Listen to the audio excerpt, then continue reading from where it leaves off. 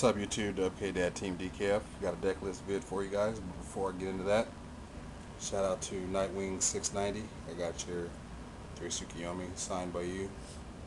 And if you remember, some time ago, you sent me these, all signed by you. And everybody else who sent me cards, I keep them. Sign them, send them to me, I keep them. And another thing, working on a new quick draw plant deck.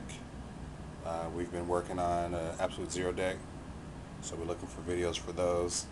If they test pretty good, I'll make a deck list vid about those as well. Alright, now the point of this video, Chaos Sorcerer is back at 2, so we can revive, yep, you guessed it, Hammer and Nail. Let's look at the deck list vid. Let's look at the cards.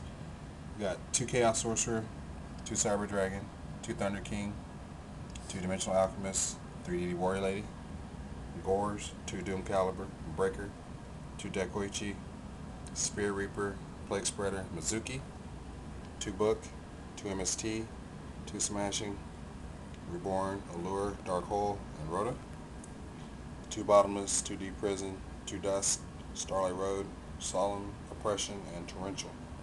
A Synchro board, got Mistworm, Dark End, that's OCG Dark End, but we're getting it in the Jump magazine, so I'm going to start playtesting with it now. Stardust, Colossal, Thought Ruler, 2 Black Rose, Scrap Archfiend, Flame Value Curious, Goyo, Brio, and Catastor. The question mark, I'm deciding if I should run a second Fortress Dragon or second Stardust or some other cards. So right now the question mark is going to be whatever I need it to be, and once I decide what I bring out the most often, then that's what it'll end up being when I use it in a tourney. And finally, Revive King Hades.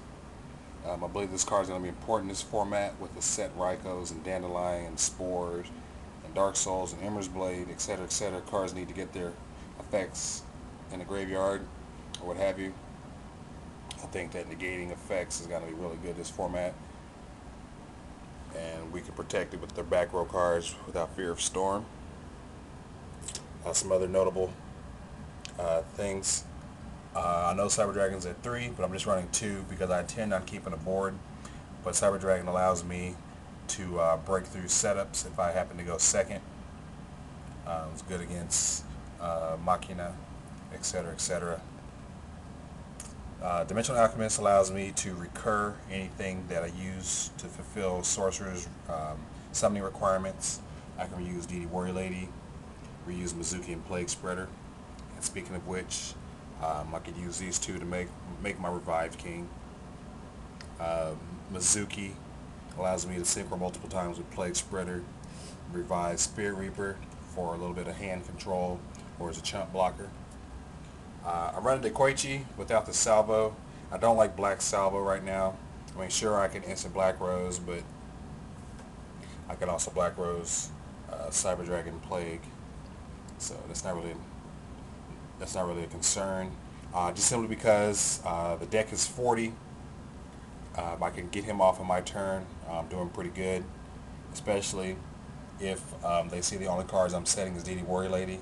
They'll be hesitant to attack my face down until they can deal with it. I can flip it on my own turn and do some damage, that kind of thing. 2 Smashing and Dark Hole. Since we have Dark Hole, there's no need to run triple Smashing. And Royal Oppression. Just real brief, a lot of people don't understand the purpose of running conflicting cards, and what I say to you is Oppression and decks that can special summon is not a problem. You won't always have the Oppression. Cards don't last on the field very long in this game, and if I do have Oppression, I'm going to make sure that I set up a pretty good field before I set it.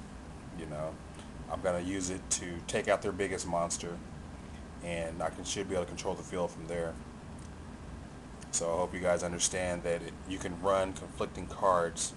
Just need to pay attention to what you're doing. It's the same reason why Thunder King Rayo And Doom Caliber can be ran in gadgets. You know, you summon your gadgets first, use them all up, then you drop the Doom Caliber and the Thunder King.